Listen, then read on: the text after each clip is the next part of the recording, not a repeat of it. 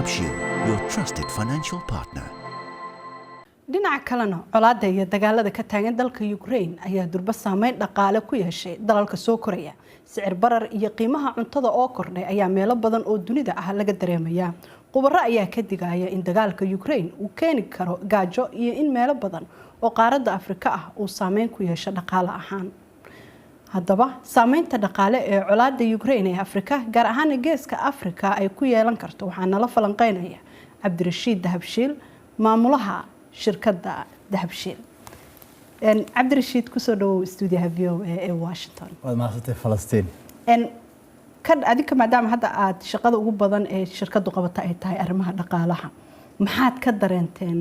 dhaqaalaha Ukraine saameynta uu dhaqaalaha Soomaaliya ku yeeshay gaar ahaan iyadoo horena COVID-ka uu saameyn ku yeeshay dhaqaalaha dunida guud ahaan? Runtii aad u sheegtay Falastiin, COVID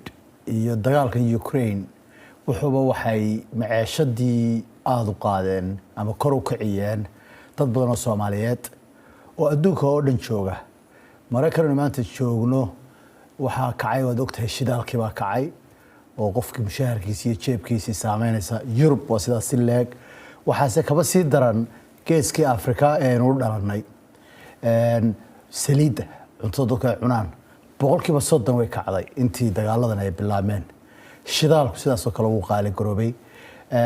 Waliba shidaalku wadamada wax soo saaraya ee cuntada soo saaraya waa energy ay u isticmaalayeen. Markuu kaco qiimahaasi meesha uu kor u sii qaadaya waa cuntadii. Runtii dagaaladan iminka ka socda Ukraine wuxuu saameyn weyn ku sameeyay qamadidii u dhoofi jirtay wadamada Afrika ee dhulka Soomaaliduna ay ka mid tahay. Qamadidaasina waxageena waxaanu isticmaalnaa roodhi, baastada inuu isticmaalnaa, cuntooyinka kale la xooxda iyo dadku ay cunaan baa loo isticmaalaa. Xagga Ethiopia canjeelada loo isticmaalaa. Marka waxa soo dhani dagaalkaas istaaga waayo waxa lagu tilmaamaa boqolkiiba 30 qabandidu waxay ka iman jirtay Russia iyo Ukraine.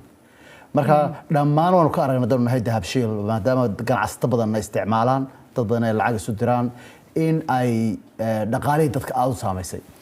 dhinaca kalena xilli abaaro geeska Afrika ay ka taagan yihiin ayay ku soo beegmaysaa dagaalada Ukraine. Marka aad fiirsaan qoysaska tusaale ahaan lacagihii loo diri jiray dadka kale, xawaaladiina waxay ka mid tahay xawaaladaha ugu waaweyn ee dalka ka shaqeeya. Sidee bay u taabatay? Wallahi walaal aad bay u saameysay waayo abaaraha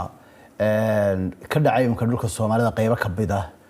waxa weeye markii ugu darayd ama even qaybta Ethiopia ka mid ah dhulka Soomaalida ay degaan aad iyo aad xoolo badan baa dhintay oo dadkeenu ay ku noolaayeen. raashinkan aynu ka hadlaynay qaali garoobay isaga laftiisu qiimeyn badan buu saameyn badan buu yeelay. Marka haddaan Dahabshiil lahay dad badan oo iyo shirkado kale oo nala mid ah qayb bay ka qaateen biyaha ka caawiyaan inay wixii ay qaban karayaan qabtaan. Laakiin haddana waa loo baahay inay loo si diyaar garoobo in wixii ama cuntada si loo keydsan lahaa loo sameeyo ama biyaha sidii loo keydsan lahaa loo sameeyo. Shirkadaha private iyo kuwa dawladda iyo waxba ka wada shaqeeyaan waa dad badan oo masaakiin oo jilicsan baa jira. Dadka qurbaha jooga laftooda ama Mareykan ha joogan ama Yurub ha joogan iyaga laftooda ku dhiirigelinaynaa in ay wixii la qaban karayaan dadkoodii wadankoodii joogay inay la qabtaan ama magaalo ahaan dadka qaar ay lacagtuba ururiyaanba. hal qof markii hore qof lacag u diri jiray inuu baahida guud ee jirta iyadoo la tixgelinayo ay magaalooyin badan doonaan u caawiyaan. tusaale ahaan marka sabalayga ama wadiiqada markaas raashinka laga soo qaado kale sida dagaalka Ukraine oo kale uu istaago ma jira wado kale oo ay ganacsatada u mari karaan in ay buuxiyaan ama ay daboolaan baahida hadda tusaale ahaan saliidda iyo qamadiga ka imaan jiray Ukraine oo kale? way jirtaa walaal oo wadamada Middle East oo kale shidaalka waa laga heli karaa. dad badan baana ku nool oo ka soo iibsada. wadamo Afrika oo iyaga laftooda mustaqbalka shidaal dhoofin kara way jiraan ama Angola ha noqoto ama Nigeria ha noqoto. Laakiin waxaad moodaa in dagaalkani uu kedis ku wada dhacay oo iyadoo waxyaalo badan aan laga diyaar garoobin ay keentay. waxaan kaloo runtii u arkaa maamulada Soomaalida dhulkii jooga iyaga laftooda waxay sameyn karayaan cashuurta kale inay dhibaan. waayo cashuurta marka la dhimo shidaalku ama ku imanayo ama cuntadu ay ku imanayso kharashka dhimay laftoodu dadkii masaakiinta ay iibsanayeen ama dhaqaalahooda ay yaraayeen waa laga yaabaa in qayb badan ay kharashkooda ka sii yaraadaan. waqtigan imika la joogo waxa loo baahan yahay dawladaha Afrika ganacsatadii gacmaha isqabsadaan oo ay sidii qiimaha loo dhimi lahaa qiimuhu kacaya cid walba ogtahay Mareykan buu kacay Yurub buu kacay Afrika buu kacay waa wax awoodeena ka baxsan laakiin hadda waxa loo baahan yahay wixii la qaban karayo sidii kharashka loo dhimi lahaa in la qabto isticmaalka laftiisa wixii la yareyn kara xitaa lafteeda la yareeyo ganacsatada qaar sida hadda kuwa Muqdisho kale waxa la sheegay inay dhiibaan laba canshuurood oo dhinaca shabaabkana ay siiyaan dhinaca dawladana ay siiyaan mararka qaar oo culayska kordhinaysa ka shirkada ahaan waaweyn adinka hadda dalka ka jira maxaa qorshe ah oo aad sicir bararkan iyo culayska shacabka fuulay aad ka qabanaysaa runtii Falastiin waa arin shacbiga Soomaaliyeed oo dhan u taala in laga wada shaqeeyo waa mid ganacsatada oo dhan u taala anaga doon dahabshiil lahayn wax allaala waxaanu ka qaban karayno diyaar baan u nahay siyaabo badan waa loo qaban karayaa waayo arintani ma aha arin si degdeg ah u dhamaanaysa wax weegna ku dhamaanaya ma aha wax bil ku dhamaanaya ma dulqaad badan runtii waa loo baahayo dhinac walba laakiin waa kula talinaya ganacsatada iyo maamulada jiraaba inay ka wada shaqeeyaan sidii qiimaha loo jabin lahaa qiimuhu kacsan yahay waanu kici doonaa meelaha qaar laakiin sidii loo jabin lahaa imika wadamada Afrikaana waan ka shaqeynaa Ethiopia waan ka shaqeynaa danaha dahabshiil Kenya waan ka shaqeynaa region kooda waan ka shaqeynaa laakiin wadamada qaar laftoodu kaab bay ku sameeyaan raashinka ama shidaalka Ethiopia kala shidaalka ay ka iibinayso dadkeedii way kaabtaa lacag bay ku dartaa Kenya lafteedu qiimaha wax bay ka caawisaa waxa loo baahan yahay madaxda Soomaalidu lafteedu inay ganacsatada kala shaqeeyaan sidii kharashka soo kordhay loo wada yareyn lahaa dahabshiil hadana mar walba diyaar baa wixii ummadda u diyaara tan kale rab inaan ku weydiiyo arinta ka baxsan waxay tahay waxa la sheegaa dhaqaalaha Soomaalida iyo geeska Afrika inuu aad ugu tiirsan yahay lacagaha qurbaha laga diro oo dadka qurba joogta ah diraan taasina walwala laga muujinayo waxa la leeyahay waxa dhici karta in 10 sano 20 sano soo socda isbedel uu ku imaan karo waay dadka lacagaha diri jira laftirkoodu waa gaboobayaan xoog shaqo uu soo yaraanaya dhalinyarada dhulkan ku korana lacag ma diri doonaan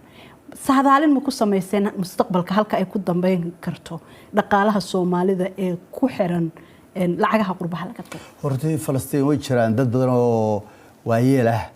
iskasoo inuu laga yaabo inuu waayelka ku soo biiro waxaween waa lacagta dirayaan way isbedelaysaa inankayga lagama yaabo inaad sa lacag dadka ugu direen uu diro oo tusaale ahaan waliba laga yaabo inaan cadaaladba ku hayn laga yaabo kaba sii badiyaba laakiin tusaale ahaan laga yaabo dhalinyarada ama Mareykan ku dhalatay ama Yurub ku dhalatay inay lacagta ay dirayaan ka duwan tahay ta adigu aad dirtay ama anagu aad diro ama shaqaalaha kale VOA-ga ama cid kale in dhageysanaysa inay diraan waa laga yaabaa taa waxaan ugu arkaa dawladdu tahay in dhaqaalaha waddankeenu koro oo halka dadka qurbaha jooga imka laga yaabo inay bishii $200 $300 u diraan inay dadka qaar u diraan lacag ay business ku samaystaan oo qofkii self reliance uu noqdo taas kale ku dhiirigelinaya dadka qurba jooga inay daawanaya inay bacmishtari sameeyaan waana runtii qaybo microfinance oo dahabshiil kamid ah uu jira oo dadka dhiirigelinaya inay bacmishtari sameeyaan oo bacmishtari waliba yar oo $2,000 ay ku samaysan karaan $5,000 ku samaysan karaan waliba qaarkood dumarka u badan baan aad u dhiirigelinaa xagga bangiga iyo dahabshiil ay aan maal gelino marka qurba joogana daawanaysa waxaan leeyahay waa run wala gaboobaya dhamaanteen laakiin bacmishtari u sameyn kartaan dadka ku caawiya iyo dhaqaale aad u mahadsantahay kaas waxa uu ahaa maamulaha shirkadda